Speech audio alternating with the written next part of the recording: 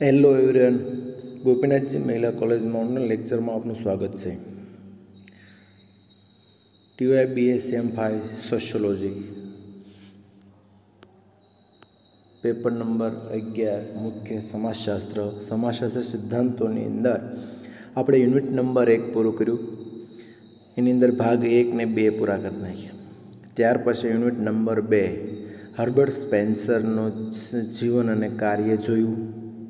પ્રશ્ન નંબર 2 હવે આપણે જોવાનું છે.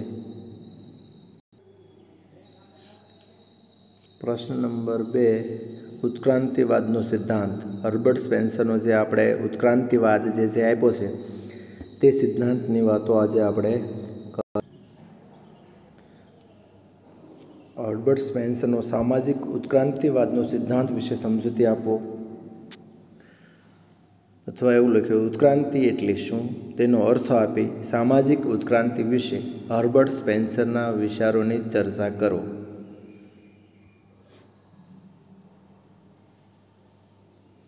તો 19મી સદીની અંદર ઉત્તરાર્ધમાં સામાજિક વિચારો પર જીવશાસ્ત્રી અભ્યાસોની ઘેરી અસર પડી. તેમાં ખાસ કરીને ચાર્લ્સ ડાર્વિન 1809 થી 1892 જોઈએ તો 1859 એમ કહે છે, પણ ઓલરેડી 1850માં ઓરિજિન ઓફ સ્પેસીસ પુસ્તક પ્રગટ કર્યું. આ પુસ્તકમાં તેમણે જૈવિક ઉત્ક્રાંતિનો સિદ્ધાંત પ્રસ્તુત કર્યો. આ સિદ્ધાંતની અસર નીચે સામાજિક ઉત્ક્રાંતિનો સિદ્ધાંત વિકસ્યો. ડાર્વિનના જૈવિક સિદ્ધાંતની અંદર ડાર્વિનના જૈવિક સિદ્ધાંતના અનુસાર માનવી નિમ્ન કક્ષાના જીવનમાંથી તબક્કાવાર ઉદય પામે છે.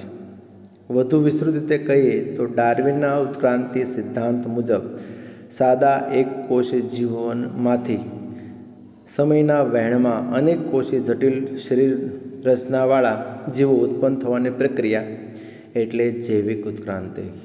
ઉત્ક્રાંતિ એવી પ્રક્રિયા છે કે જેમાં સજીવમાં રહેલા સુષુપ્ત લક્ષણો ક્રમે પ્રગટ થાય છે, વિવિધતા ધારણ કરે છે અને નવા તથા વધુ જટિલ જીવ સ્વરૂપો અસ્તિત્વમાં આવે. માનવી કરોડો વર્ષોની જીવસૃષ્ટિની ઉત્ક્રાંતિ પામતી વિવિધ પ્રાણી રચનાઓમાંથી એક કક્ષાનું ઉત્ક્રાંતિ પામેલું છેલ્લું સ્વરૂપ છે. માનવી જે છે એ કરોડો વર્ષની જીવસૃષ્ટિની ઉત્ક્રાંતિ પામતી વિવિધ પ્રાણી રચનાઓમાંની એક કક્ષાનું ઉત્ક્રાંતિ પામેલું છેલ્લું સ્વરૂપ એટલે માનવી. અને તેમાં કપી માનવમાંથી માનવી ઉત્ક્રાંત પામ્યો છે તે વિચાર કેન્દ્ર સ્થાને છે.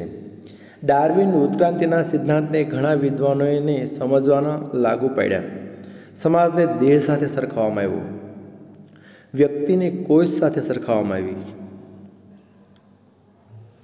વ્યક્તિને કોની સાથે સરખાવવામાં આવી? તે કે કોષ સાથે સરખાવવામાં આવી. જૈવિક ઉત્ક્રાંતિનો આધારે સામાજિક ઉત્ક્રાંતિની સમજૂતી આપવામાં આવી. સામાજિક પ્રક્રિયાઓની સમજૂતી આપવામાં કુદરતી પસંદગી, અસ્તિત્વ માટેનો સંઘર્ષ, યોગ્યતમની પસંદગી જેવા ખ્યાલો ઉપયોગમાં લેવામાં આવ્યા. ટૂંકમાં ડાર્વિનનો જૈવિક ઉત્ક્રાંતિનો સિદ્ધાંત અને તેમણે ઉપયોગમાં લીધેલા ખ્યાલો સમાજને લાગુ પાડી જૈવિક ઉત્ક્રાંતિની જેમ સામાજિક ઉત્ક્રાંતિ થઈ છે. તેવો સિદ્ધાંત સામાજિક ડાર્વિનવાદ તરીકે ઓળખાવે છે. જે ડાર્વિનવાદ છે તે આપણે ટીક કરશું, કારણ કે ડાર્વિનવાદ છે એ કોનો છે તો કે હર્બર્ટ સ્પેન્સરનો. તે એક વાક્યમાં પણ પૂછી શકે છે. હર્બર્ટ સ્પેન્સરે સમાજને દેહ સાથે સરખાવ્યો છે. તેમણે જૈવિક ઉત્ક્રાંતિના સિદ્ધાંતનું સમાજમાં સિદ્ધાંતમાં રૂપાંતર કર્યું. સ્પેન્સરના મતે સમાજનો ઉદ્ભવ પ્રાણી જાતિઓના ઉદ્ભવની જેમ જ થયો છે. હર્બર્ટ સ્પેન્સરનો કે મતે સમાજનો ઉદ્ભવ છે એ પ્રાણીઓનો જેમ ઉદ્ભવ થયો તેમ સમાજનો પણ ઉદ્ભવ થયો છે. વિશ્વની ઉત્પત્તિ વિશેના વિભિન્ન ધર્મોના સિદ્ધાંતો તપાસતા હર્બર્ટ સ્પેન્સરે જણાવ્યું કે વિશ્વની ઉત્પત્તિનું મૂળ જાણી શકાય તેમ નથી.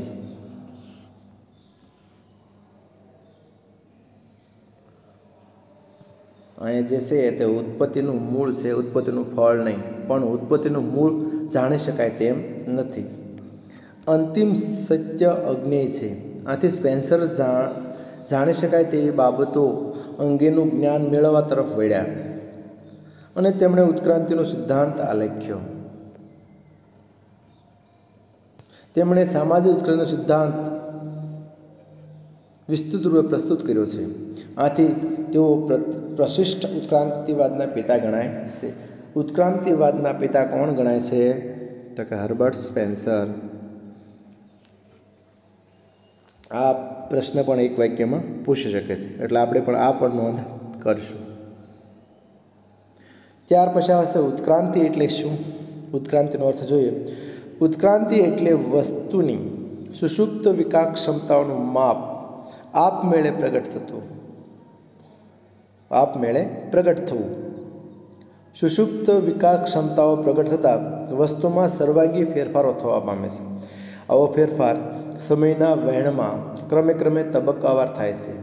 તેમાં વસ્તુના વિભિન્ન પાસાઓ જે અપ્રગટ કે સુષુપ્ત અવસ્થામાં પડેલા હતા તે પ્રગટ થાય છે. આથી વસ્તુની મૂળ રચના, સ્વરૂપ અને કાર્ય વિવિધતા ધારણ કરે છે અને તે વધુને વધુ જટિલ અને વિભિન્ન સ્વરૂપ વિકસે છે.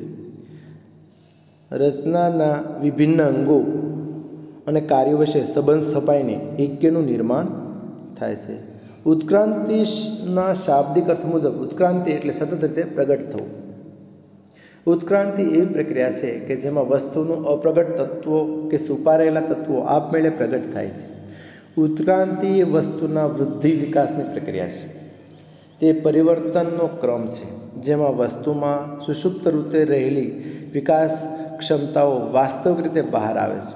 આ પ્રક્રિયા વસ્તુના સ્વરૂપના વિભિન્ન પાસાનું પ્રાગટ્ય એ વસ્તુના આંતરિક બળો દ્વારા થાય છે, જેથી કાળક્રમે વસ્તુની પોતાની વિકાસ ક્ષમતાઓ પૂર્ણપણે પ્રગટ થઈ શકે.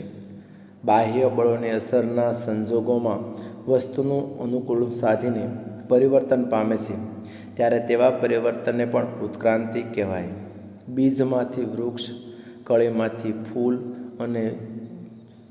અને બીજ, ગર્ભધાનથી ભ્રૂણ અને તેમાંથી બાળકના વૃદ્ધિ વિકાસની રૂપાંતરણની પરિવર્તનની પ્રક્રિયા વિચાર કરવાથી ઉત્ક્રાંતિનો અર્થ સ્પષ્ટ થશે.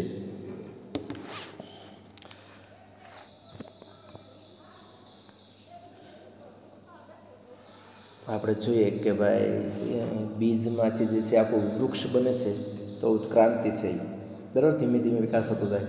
કળીમાંથી ફૂલ બને, બરાબર. બીજમાંથી ફૂલ છોડ ઉગે.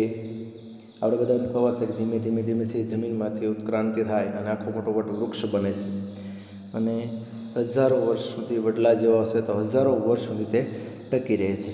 એનો ધીમે ધીમે વિકાસ થતો હોય છે. પછી ગર્ભધાનથી ભ્રૂણમાંથી બાળક અને બાળકમાંથી પછી વૃદ્ધિ અને વિકાસ થતો રહેશે. ધીમે ધીમે મોટો થતો જાય એમ વિકાસ થતો જાય છે.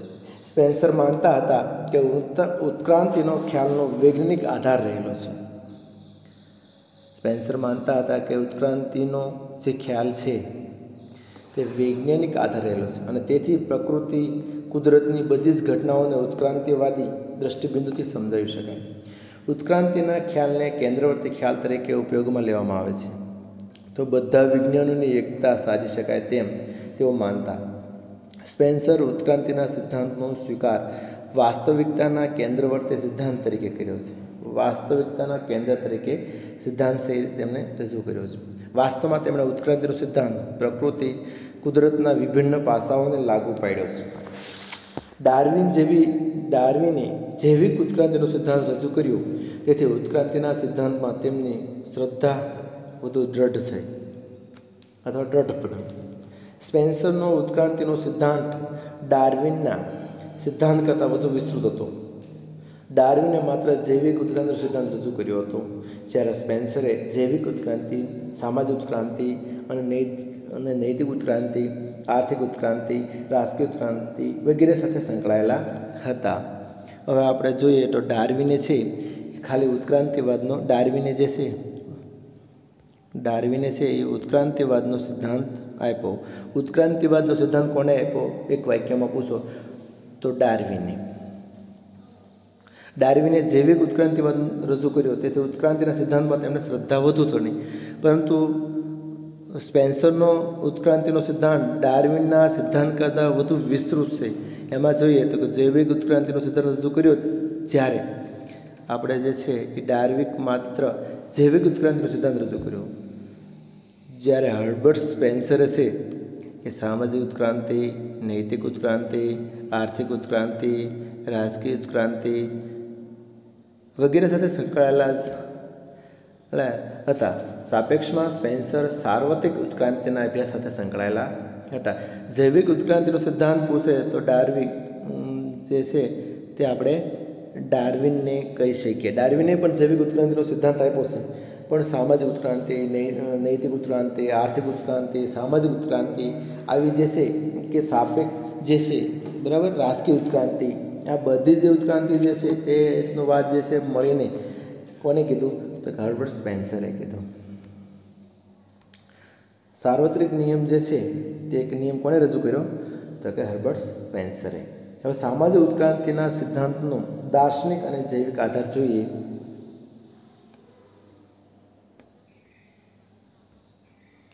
સામાજિક ઉત્ક્રાંતિના સિદ્ધાંતનો દાર્શનિક અને જૈવિક આધાર. સ્પેન્સરના મતે દર્શનશાસ્ત્ર સંપૂર્ણપણે સમન્વયાત્મક જ્ઞાન રજૂ કરે છે. તેમની દ્રષ્ટિએ દર્શનશાસ્ત્ર વિજ્ઞાન કરતાં વધુ વ્યાપક છે. વિજ્ઞાન પ્રકૃતિના એક પાસા અંગેનું જ્ઞાન પૂરું પાડે છે. દર્શનશાસ્ત્ર બધા વિજ્ઞાનોની સમન્વયાત્મક એકતા દ્વારા જ્ઞાનની એકીકૃત વ્યવસ્થા વિકસાવવા પ્રયત્ન કરે છે. દાર્શનિક પ્રશ્નોના અભ્યાસ માટે વૈજ્ઞાનિક પદ્ધતિ અગત્યનું સાધન છે, પરંતુ આપણા નિરીક્ષણની પહોંચ બહારની ઘટનાઓ અંગેનું જ્ઞાન મેળવવું શક્ય નથી. જે આપણે નિરીક્ષણ કરીએ અને આપણી પહોંચ જ્યાં સુધી પહોંચતી ન હોય એ બહારની જે ઘટનાઓ અંગેનું જે જ્ઞાન મેળવવું એ આપણા માટે શક્ય નથી.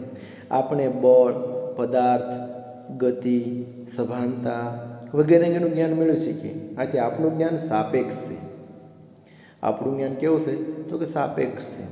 અંતિમ સત્ય અંગેનું જ્ઞાન મેળવવાનું શક્ય નથી. અંતિમ સત્ય અજ્ઞેય છે.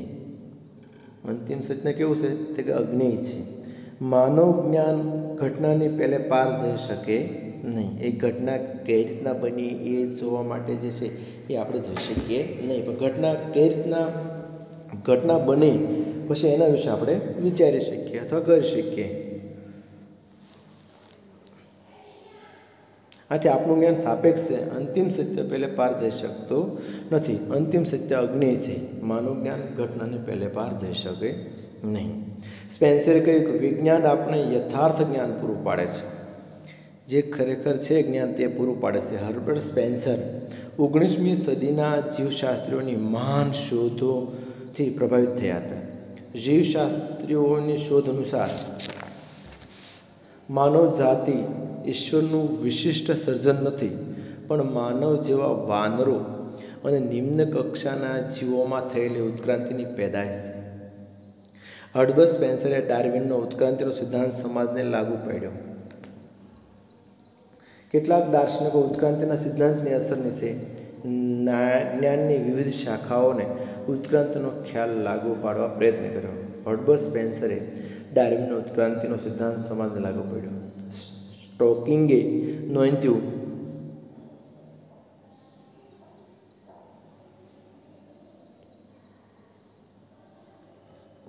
જોઈએ કે સ્ટોકિંગે નોંધ્યું છે તેમ સ્પેન્સરે એવો વિચાર રજૂ કર્યો કે સામાજિક ઉત્ક્રાંતિનું એક રેખી સ્વરૂપ લામાર્ક અને ડાર્વિનના ઉત્ક્રાંતિના સિદ્ધાંતની સમાન છે.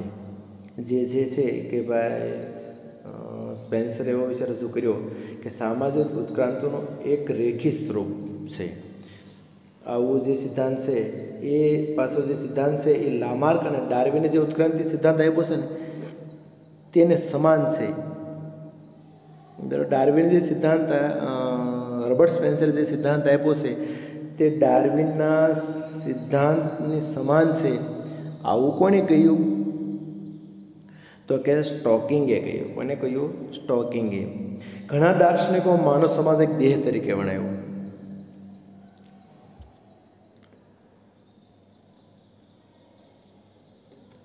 દેહ તરીકે ગણ્યો અને તેઓ એવું મત રજૂ કર્યો કે સામાજિક દેહ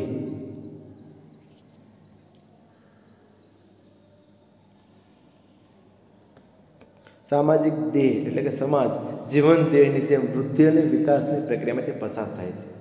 આપણો દેહ જે છે ભ્રૂણમાંથી બાળક જન્મે, બાળકમાંથી થોડો વિકાસ થાય, યુવાન બને, યંગ બને, યુવાન બને અને પછી એમ જે છે તે વૃદ્ધ બને. તેમ સમાજે પણ એ રીતનું જે છે તે રીતનો ઉત્ક્રાંતિ પામતો હતો. કેટલાક ચિંતકોએ જીવંત દેહ અને સમાજ વચ્ચે સામ્યતા દર્શાવી. સ્પેન્સરે ડાર્વિનના ઉત્ક્રાંતિ સિદ્ધાંતનું દાર્શનિક અર્થઘટન આપ્યું અને તેમણે આ સિદ્ધાંતને સાર્વત્રિક પ્રસ્તુતતા દર્શાવી. સ્પેન્સરના મતે સમાજ એક દેહ છે અને તે ઉત્ક્રાંતિના નિયમોને આધીન છે. કોના આધીન છે? તો ઉત્ક્રાંતિના નિયમોના આધીન. સમાજ અને દેહ વચ્ચે સામ્ય છે અને સમાજ આધિજૈવિક ઘટના છે. હવે જોઈએ આગળ હર્બર્ટ સ્પેન્સરનો ઉત્ક્રાંતિનો સર્વસામાન્ય નિયમ.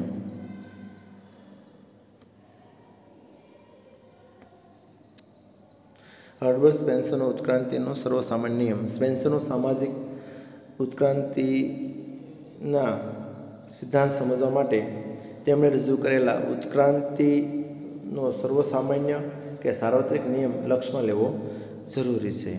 સ્પેન્સરના મતે સામાજિક વિજ્ઞાન ઉત્ક્રાંતિના સર્વસામાન્ય કે સાર્વત્રિક નિયમ ઉપર રચાયેલું છે.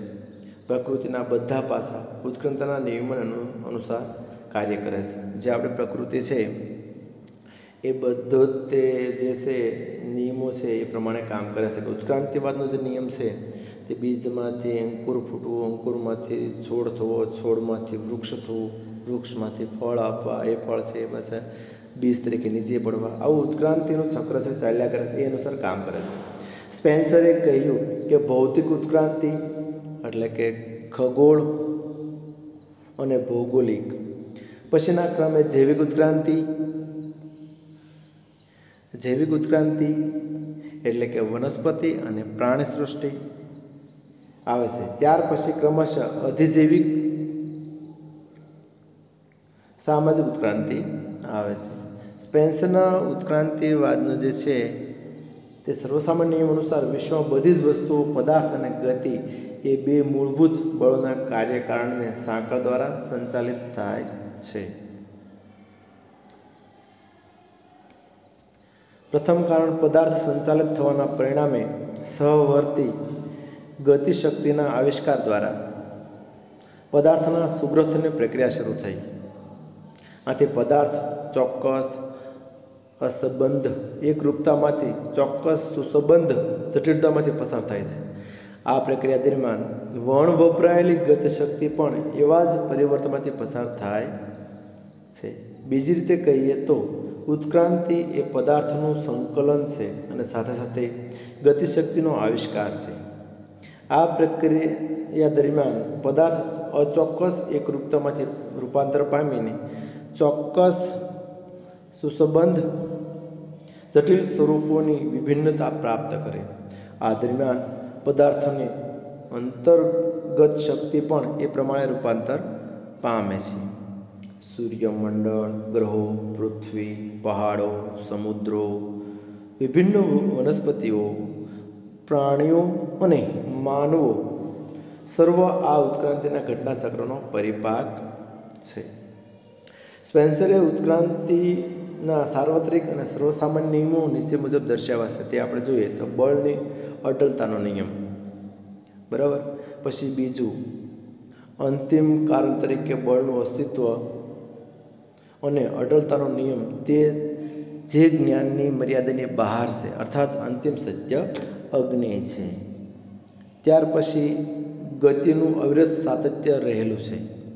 એક વખત વસ્તુ ગતિમાં આવે છે એટલે તેને અટકાવવામાં ન આવે ત્યાં સુધી તે સતત ગતિમાં રહેશે. આવું આપણે વિજ્ઞાનમાં પણ જોઈ ગયેલા છે. ગતિને લય હોય છે કે તેમાં ફેરફાર થાય છે. હવે સ્પેન્સરના મતે ઉત્ક્રાંતિમાં આ નિયમો જૈવિક ઉત્ક્રાંતિ અને સામાજિક ઉત્ક્રાંતિ દ્વારા વ્યક્ત થાય છે. જૈવિક ઉત્ક્રાંતિ પહેલાં પદાર્થોનું વિભેદન અને સુગ્રથન થયેલું છે. વૈશ્વિક ઉત્ક્રાંતિમાંથી જૈવિક ઘટના અને સામાજિક ઘટના ઉદ્ભવી અને તેમાં ઉત્ક્રાંતિના એ જ નિયમોએ કામ કર્યું છે. સ્પેન્સરના મતે ઉત્ક્રાંતિ જૈવિક તેમજ સામાજિક ઘટનાની સુસંગત એકરૂપતામાંથી સંકલિત અનેકરૂપતામાં સંક્રાંતિ છે. ઉત્ક્રાંતિક રૂપાંતરની પ્રક્રિયા દ્વારા જૈવિક અને સામાજિક ઘટનાના વિભિન્ન તત્વોનું વિઘટન થવા પામે છે. જૈવિક તેમજ સામાજિક ઉત્ક્રાંતિ દરમિયાન રચનાતંત્રોનું પ્રગતિકારક વિભેદન થાય છે તેમજ તેમના સંબંધિત કાર્યોનો વિકાસ થાય છે. સ્પેન્સરે ઉત્ક્રાંતિના આ સર્વસામાન્ય કે સાર્વત્રિક નિયમને સમાજના અભ્યાસમાં લાગુ પાડ્યો અને સામાજિક ઉત્ક્રાંતિનો સિદ્ધાંત રજૂ કર્યો. સામાજિક, સમાજ અને સંસ્કૃતિ માટે સ્પેન્સરે અધિજૈવિક શબ્દ પ્રયોજ્યો છે. આથી તેમનો સામાજિક ઉત્ક્રાંતિનો સિદ્ધાંત અધિજૈવિક ઉત્ક્રાંતિના સિદ્ધાંત તરીકે ઓળખાય છે. હર્બર્ટ સ્પેન્સરનો જે છે એ સિદ્ધાંત છે એ કયા નામે ઓળખાય? અધિજૈવિક ઉત્ક્રાંતિના સિદ્ધાંત તરીકે પણ ઓળખાય. હર્બર્ટ સ્પેન્સરનો જે સિદ્ધાંત છે એ અધિજૈવિક સિદ્ધાંત તરીકે પણ ઓળખાય છે. બરાબર.